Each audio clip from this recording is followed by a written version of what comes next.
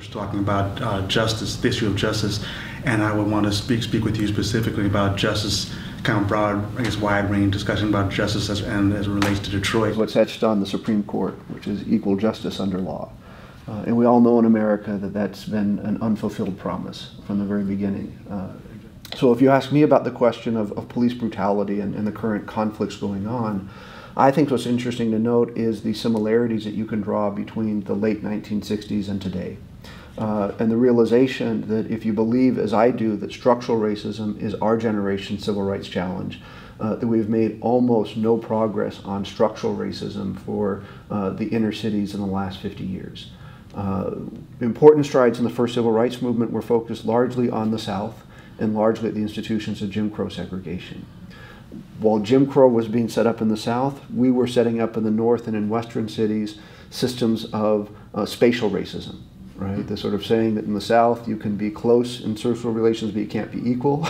In the North you can be equal but you cannot be close. So the story of residential segregation and the economic segregation and the segregation of wealth in the North has been the key factor. And the sad thing is for a number of reasons, as a matter of federal policy, of state policy, of economic policy, of civil rights movement, we've really dropped the ball. Right? And we haven't addressed those problems that were rife in the late 1960s, and you can draw a direct line. And I think we're remembering that now when the sort of remembrance of the '67 rebellion is on the horizon, that those problems still exist. Right? So it's not enough. It's important to think about police community relations, and that's critical, and that's sort of one part of the puzzle. But you got to situate that part of the puzzle within this broader constellation of structural racism and see the multiple interventions that are necessary if you're really going to be resolving the kind of tensions that are bubbling up in many parts of the country.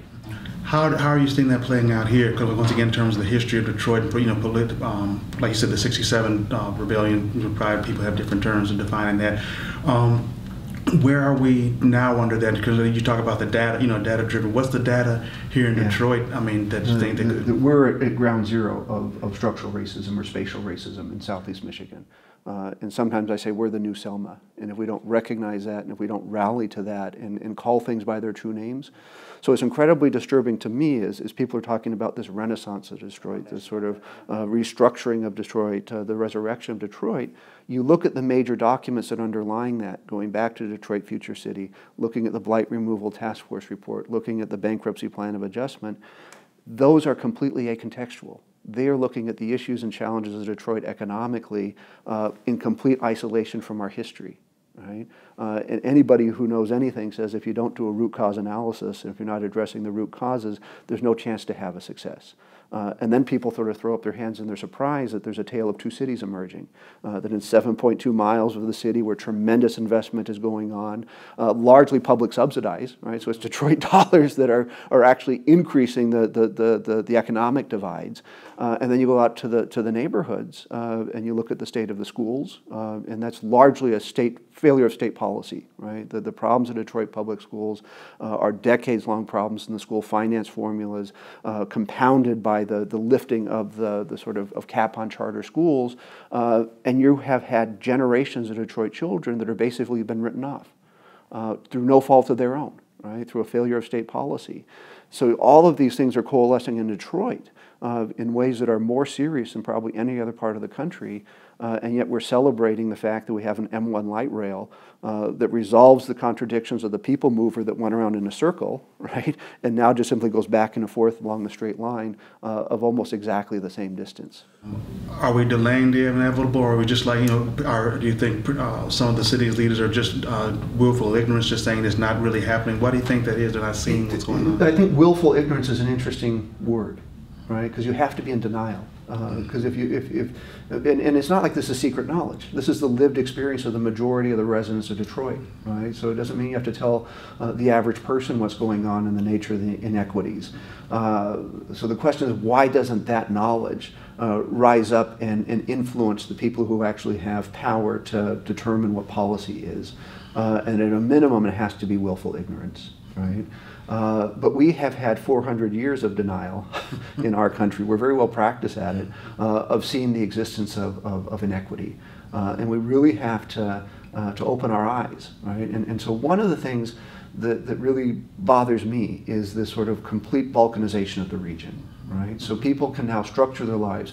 There's actually probably less social interaction along racial lines today than there was 50 years ago or 60 years ago, right? Because we've been able to structure our lives. I can go in my little circle here, right? And never have to come to Detroit. And when I do come to Detroit, I know what I'm doing. I'm going to a baseball game. I'm going to a football game. I'm going to the DIA. I'm listening to the opera. I come in on an expressway, right? I park in a secured parking garage, and then I go out on an expressway, right? Without any interaction with other people, right? And indeed, surrounding myself when I'm in Detroit more often in social situations where I'm surrounded by other suburbanites than I am from native Detroiters, right? So the things have a facade of getting better, but the deep kind of roots of where the problems are not being addressed. Going back to how we can put ourselves asleep and not see what's there, right? People can look at the dysfunctional state finance formula, right, which has as an average measure the dollars follow the kid. Dollars follow the kid. Right? Any economist is going to say you look at the marginal impact, right? You don't look at the average impact. If you had that same formula in healthcare, the entire system would be destroyed within a week, right? Because it's a dysfunctional way to think about how you finance and how you compensate people and what the real costs are and what the institutional impact is for reimbursement formulas. And then you compound that with the charter system, right, which enables you to steal kids from the public school and therefore force them to cut their costs faster than their revenues fall, which is an impossible task even for the mightiest emergency manager, as we've seen played out in Detroit, right? But they'll sit back and say, oh, we didn't intend that. We didn't intend these policies to destroy the public schools. They were not racially motivated to simply make education in Detroit non-existent, right, as a matter of the effect of state policy. But from a disparate impact perspective, I don't care whether you intended about it. Right. This is what the implications of the policy were. This is the harm you've caused, and that's sufficient in order to go back and say, we need to then change state law. So then in a sense, the intent part basically lets the oppressive party get off the hook. Yeah, yeah. Okay. So, and it has no impact on the structural racism. So if it's the structural racism, those interinstitutional dynamics that are producing and reproducing these racially disparate outcomes over time, all the courts can do now is throw up their hands and say, well, nobody intended it, right? But we've seen it for 100 years. We know it's there. We see its impact, and people's lives are being damaged and lost as a result of it, right? So you come back and tell me nobody intended it. I say, I don't care. Right. Well, good. I'm glad nobody intended it, but let's roll up our sleeves and actually take some action to address it. Implicit bias. Again, what's your definition of implicit bias? How does that play out? Yeah, and this is again exciting that we have new tools, right? And so if we actually take the cognitive psychology and the cognitive science seriously, and we ask ourselves, well, how does the brain really work? Right? The conscious part of our brain is actually a very small part of things that determine our behavior. Right? And that's sort of surprising to people because we think we're so smart and we think we're in control and think that we're the ones in charge. Right? But a very small fraction of all the information that you're bombarded is consciously processed. Right? To survive, the brain has to create all these categories, right? These very general, often not accurate categories, and just start dumping information inside of it. And then what we do is we're hardwired to act upon the category that we've created, not the necessarily detailed information that we have, right? And it's getting worse, right? And the fact that if you go back with Michael Brown and you hear the testimony of the police officer who shot him, right? What you see here is the Incredible Hulk coming at him. Right? So what is being interpreted by the police officer, and it may be sincere, right? So that's sort of the notion that you have to start thinking about the conscious and the unconscious mind and how that unconscious has been bred by society, right? Society's created the mythology, the monsters of the unconscious mind, which are highly racialized in our society, and then these images trigger it, right? In a split second, before you have a chance to think. Right? And so what happens at that level is the officer is projecting, right, upon that situation, and the language there is just amazing about the cartoonish, right, mythological implications of what he is seeing, and he's not seeing the individual.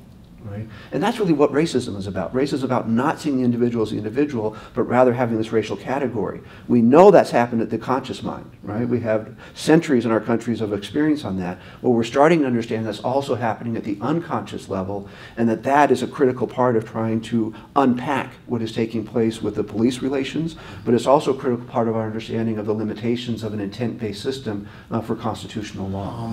Which direction is Detroit and Southeast Michigan heading in a justice sense in terms of addressing, judicial inequality? I mean, are we heading towards a place where backwards, back to the future, that's that kind of thing? I mean, what does our future look like in that sense? Yeah, I mean, as I say, things change and things stay the same, right? So we're not sort of going back and saying we're having the identical problems that we had in 1968, 1969, 71. But if you look at the level of inequality, right, the level of inequality is increased over time, right? And importantly, and this is where you start about political coalitions, that's true in white as well as black communities. Right, so sort of a dominant theme here, more particularly affecting African American communities in Southeast Michigan, is increasing inequality. Right? So one of the larger challenges that we face as a society, and is going to be accentuated in places like Southeast Michigan, is how to deal with that trend of inequality. Right? And we're not even raising that issue and addressing it. But there's another issue about the sort of notion of justice. And I often go back to Dr. King's speech when he was coming out against the Vietnam War. And he talks about the triplet of evils, right? He says the sort of root causes of evils are racism, materialism, which I sort of associate with markets and economics and sort of put it in that frame, and militarism, right? And if you look at the intersection of sort of economics and racism, you have a frame that tells you about municipal distress and emergency management and fiscal austerity and cutting of social programs and gutting the school system. And that's a whole issue cluster that needs to be addressed. Right? But you also need to look at the other intersection. What happens when you have the intersection of racism and militarism? Right? And militarism really is trying to solve problems that are predicated ultimately on fear and insecurity, and using force as the way to establish security, right, in the absence of fear. And what we don't realize is that we brought the Vietnam War back home, right? Through first the war on crime, Nixonite, then the war on drugs, Reagan, right? Through our neglected veterans who are coming home, right? So we have a root in America. Now we sort of see it with Islamophobia and the Take on Hate campaign. At the same time, we're having tremendous economic inequality that is highly racialized. We also have this strong strand of militarism and fear and insecurity that is highly racialized, that is leading to things such as private police forces downtown, gated communities in the suburb, paramilitary approaches to policing in a domestic sense, right? And we have to find some way of diffusing that dynamic, right? Because that is a dynamic when you combine that sort of notion of fear and insecurity, racism and militarism in a broader setting that is defined by economic inequality, is a powder keg.